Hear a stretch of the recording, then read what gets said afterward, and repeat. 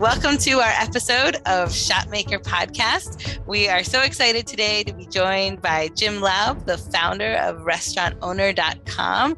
Jim, thank you so much for joining us. Oh, sure, Ian. It's a pleasure to be here. Thank you so much for inviting me. Yes. So I'm sure any independent restaurant owner out there knows of restaurantowner.com. I mean, I think you guys do. So. I truly think you do so much good in the world and provide such a lifeline of information.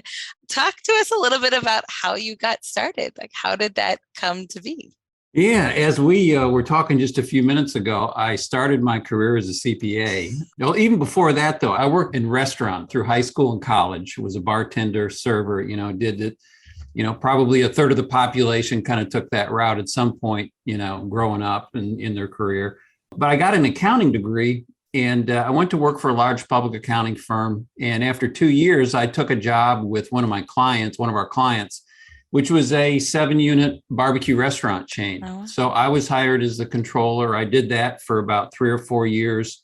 There was a buyout of a part of the company by a larger organization, large franchisee of Burger King.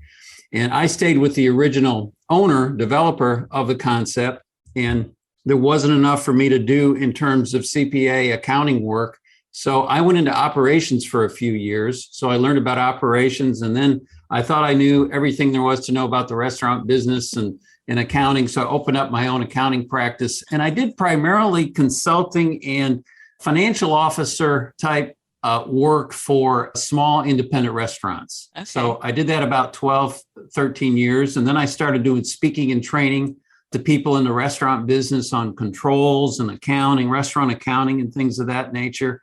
And I parlayed that into restaurantowner.com in kind of the latter 90s. And I got the domain restaurantowner.com and slowly built up content on the website. And one day somebody said, why are you giving all this stuff away on your website? And so I turned it into a subscription membership website. So I actually made my first, few $100s back in 1998. Wow.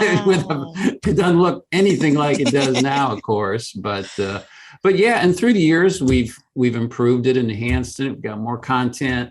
I've got a team of people working with me now. So it's been a great ride. I mean, we've had ups and downs, but I love this industry and I love the resiliency and the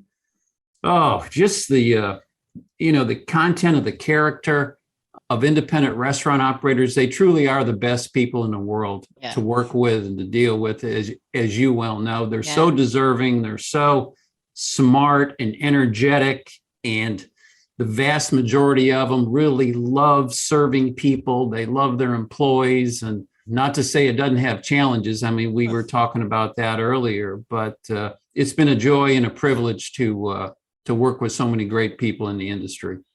Yes. And it's amazing that I had no idea you were a CPA prior to today. But it's amazing because your content is so detail oriented. I mean, it really is provides so much to restaurant owners. How do you, I guess, move your content forward or kind of think about things that they might need? Because I feel like you guys are always coming up with, new courses, new videos. Yeah, we try to keep our ear real close to what our members are talking about, particularly on the discussion forum. And we know enough of them now. We've kind of got a solid cadre of folks that at least I speak to on a regular basis to see kind of how their world is going.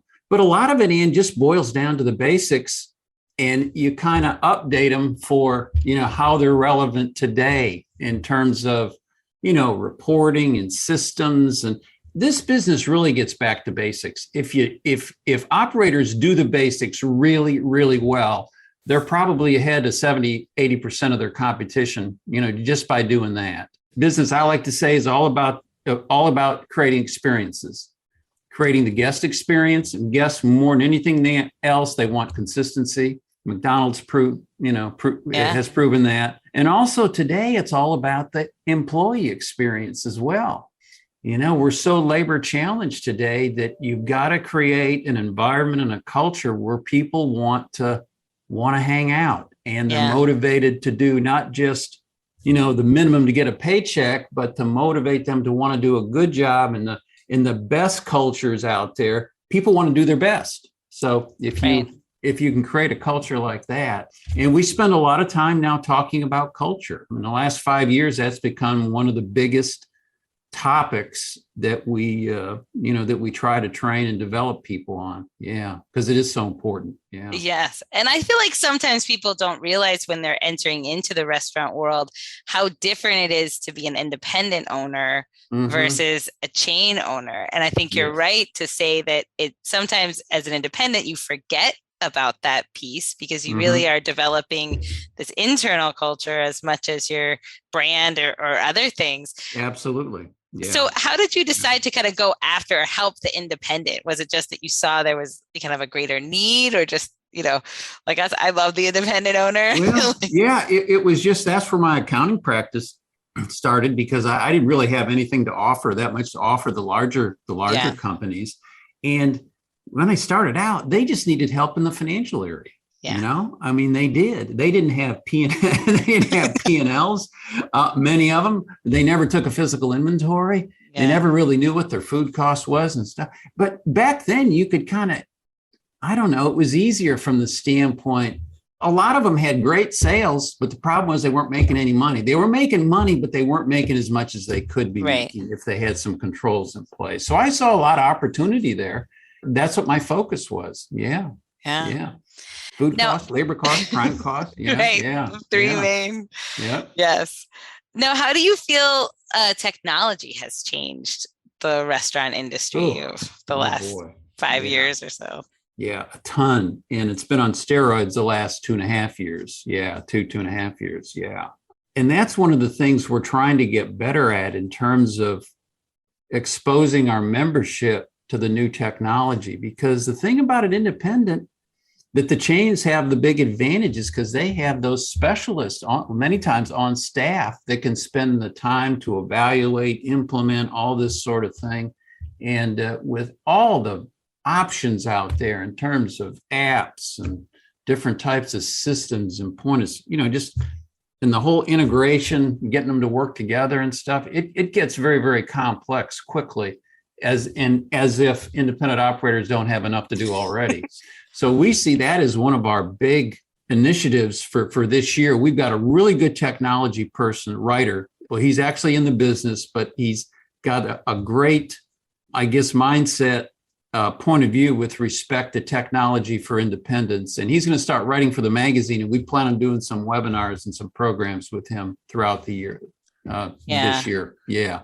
Yeah. And I think that's so worthwhile because I feel like what we see is the technology is great, but I think what helps is, some of your spreadsheets or the old school, tools can help you make sure the technology is right. Because sometimes it's not right. Yeah, absolutely. Absolutely. And I think sometimes we assume it's okay. And there's, I have one client who actually has a full-time, one of his managers is just IT.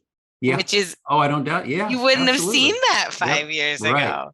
Exactly. Yeah. But it is. With all the online ordering and the, phone apps to help for marketing and to help people do, all kinds of ordering applications. And you got to have that now because people, they get that when they deal with the chains. So the independents have to kind of move along with that, at least to some degree. Yeah.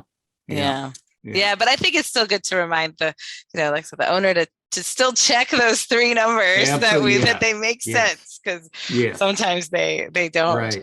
Yeah. Now, talk us through COVID. Obviously, it was a crazy time, and you guys were right in the thick of it. What was it like to have gone through COVID as part of the restaurant industry? Even though we might think that it was challenging for us, I think the worst part of COVID was seeing how our members and people in the industry were just, it's like having the rug pulled out from under you for nothing that you did. Yeah, it was just absolutely, it just hurts. I felt so much pain for the people that were on the front lines dealing with it, not having any income come in or having to totally re-engineer your business model virtually overnight. And as I said earlier, the resiliency of the independent operators was just absolutely astounding. I mean, I heard stories about some people actually, and you've probably heard this too, they slept in their restaurants some nights. They were so busy changing things and re-engineering their whole model and things. So what we did is we tried to find out what was working, what people were doing, how they were responding. And I remember, I think one week we had we probably had four webinars, and we were just kind of gathering information, talking to people, trying to find out best practices. And I think the latter part of March, April, and into May, I mean, I hadn't worked, Joe and I hadn't worked that hard ever. I mean, I don't think ever. Yeah. But what you did was so amazing, because you really were a lifeline, I think, to a lot of people out there, because it was so hard to get information. Yeah. Well, and then a lot of other people stepped up too. So the Restaurant Association, I know the Texas Restaurant Association was absolutely amazing. And a lot of the distributors and also some of the software providers, point of sale providers started stepping up and kind of doing a lot of the things that we were doing. So it was great to see the outpouring of support and assistance that, that started coming on the scene at that time. Yeah.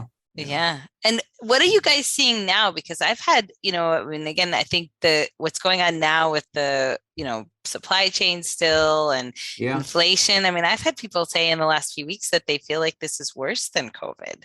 Wow. Just because of how. I hadn't heard that, but geez. I know. And it seems to be all of a sudden kind of people getting really, frustrated again and not knowing, I think it's a crazy time still for the restaurant industry. Yeah. But I think that kind of brings into saying that, it is good to stay educated and do the things that you can control, and the associations, because I feel like sometimes people forget that these resources are there and these associations are there.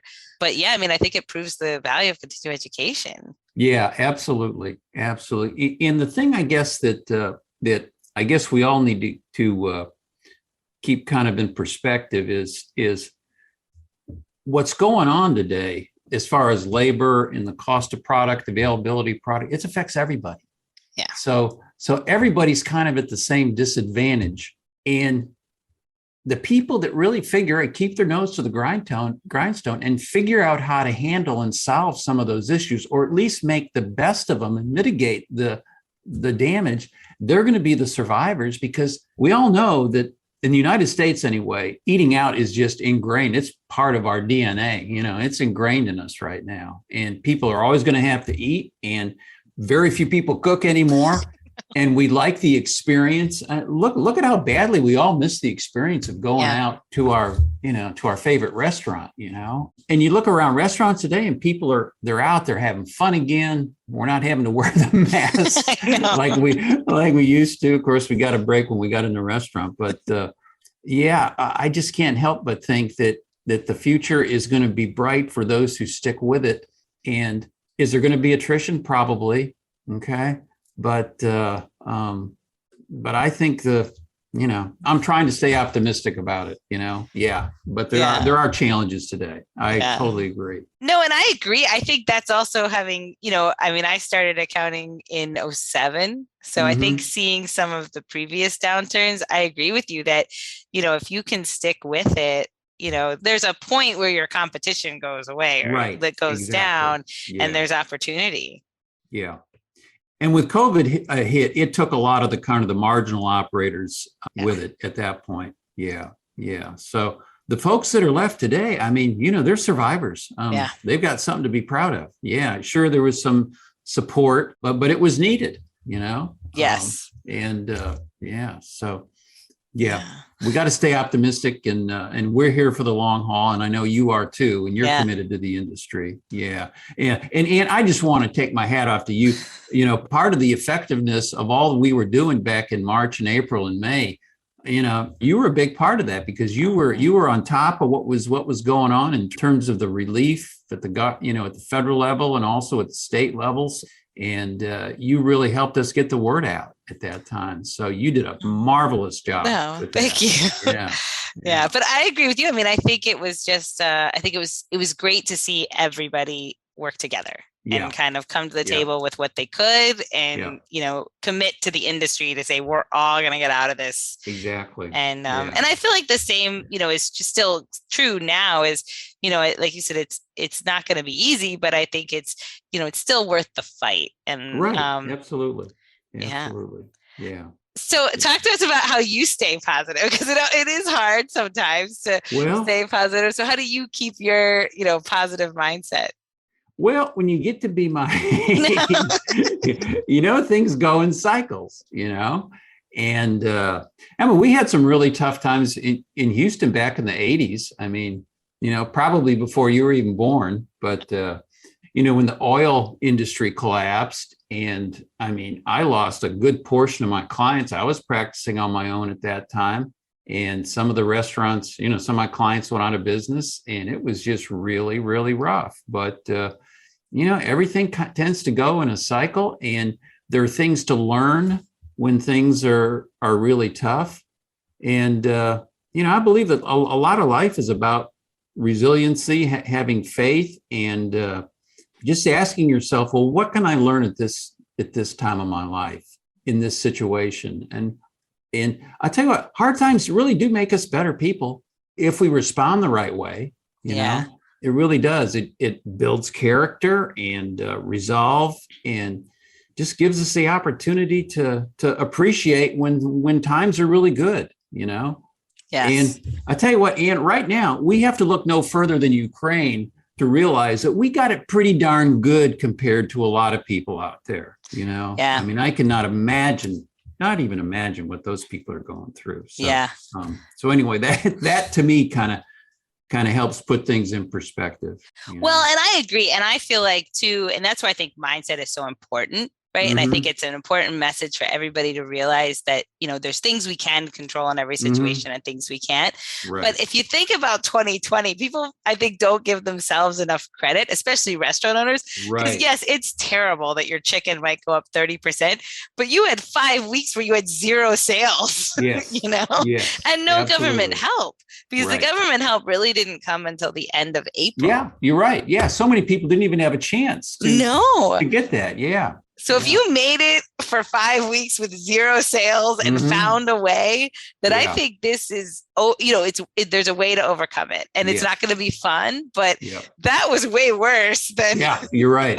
You're right. Yeah. And you didn't know what was going to happen. I mean, you didn't know how long it was going to last. You were just in unknown, the uncertainty. And you didn't really, especially thinking then, you didn't even really know that the government was going to come up with PPP. I mean, it's easy to look back now and be like, oh, it was great, and PPP did its job. But there were weeks you had no idea if there would be anything. Yes. Yeah. And people found a way, which was amazing to me. Yeah. That they found. I mean, we had people out on hot dog carts. And, delivering on their own. Like, I mean, it was. Yeah. But they did it. And some of the makeshift curbside service and how people were able to it was the word pivot. I don't like to use that word anymore because I've heard it so much. So true. So cliche. Yeah. But no, I agree. I think it is like a cycle, but I hope people remember how hard that was, because it's good to see what you were able to do. That's right. Absolutely. Yeah. Well, cool. So is there anything what is your goal for a restaurant owner over the next couple of years? What do you guys have on the horizon? Well, about 2.5 years ago, we started working on a learning system. So instead of restaurantowner.com being specifically for owners right now, we have a lot of courses and training videos that are for managers, for management development, on leadership, some basic management types of courses, food cost control, menu engineering, menu costing, guest experience, hospitality, customer service.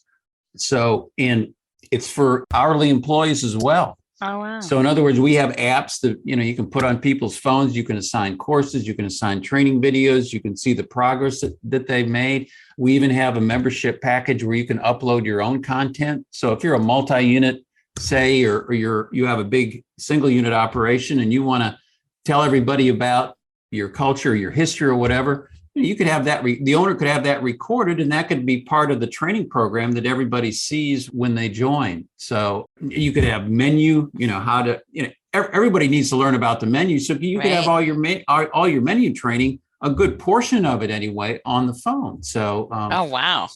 So that's really what we're working on. We're working very diligently on that, of adding more content and making the app easier to use and things of that nature. So that's where I see our future anyway, is really in the training part. Yeah. Okay. Yeah. That's a great, I feel like that's so needed and such a great path to go. People are starting to figure, even independent, the chains have had that for quite a while, and they've, I guess, proven the concept, and that it's something that's really valuable in terms of the employee experience. And good employees, they want to learn, they want to grow, and and you got to make people feel competent, because if they don't feel competent in front of the guest, they're not going to be confident in themselves. And people want to feel confident, and if they don't, they'll leave and go to an employer that will give them the training to make them feel competent. Yeah. Right. So, and with time, that sounds like something that would drastically cut the time it would take. Yeah, absolutely.